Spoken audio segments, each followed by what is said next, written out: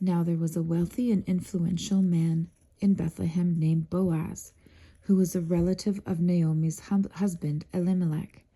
One day Ruth the Moabite said to Naomi, "Let me go out into the harvest fields to pick up the stalks of grain left behind by anyone who is kind enough to let me do it."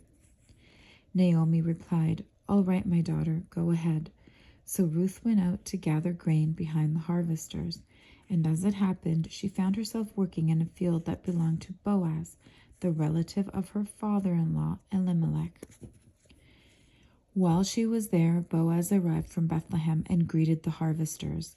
"The Lord be with you," he said. "The Lord bless you," the harvesters replied.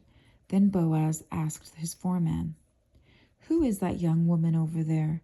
Who does she belong to?" And the foreman replied, "She is the young woman from Moab who came back with Naomi. She asked me this morning if she could gather grain behind the harvesters. She has been hard at work ever since, except for a few minutes' rest in the shelter." Boaz went over and said to Ruth, "Listen, my daughter, stay right here with us when you gather grain. Don't go to any other fields.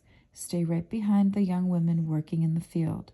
See which part of the field they are harvesting and then follow them. I have warned the young men not to treat you roughly, and when you are thirsty, help yourself to the water they have drawn from the well." Ruth fell at his feet and thanked him warmly. "What have I done to deserve such kindness?" she asked. "I am only a foreigner."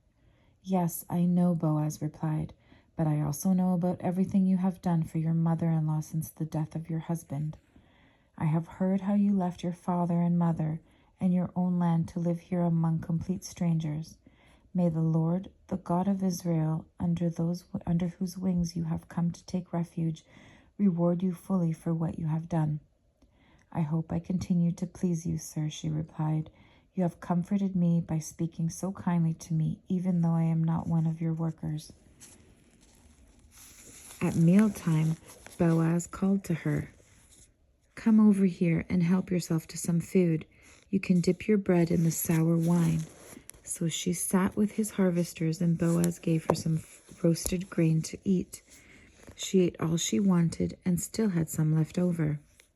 When Ruth went back to work again, Boaz ordered his young men, "Let her gather grain right among the sheaves without stopping her, and pull out some heads of barley from the bundles and drop them on purpose for her.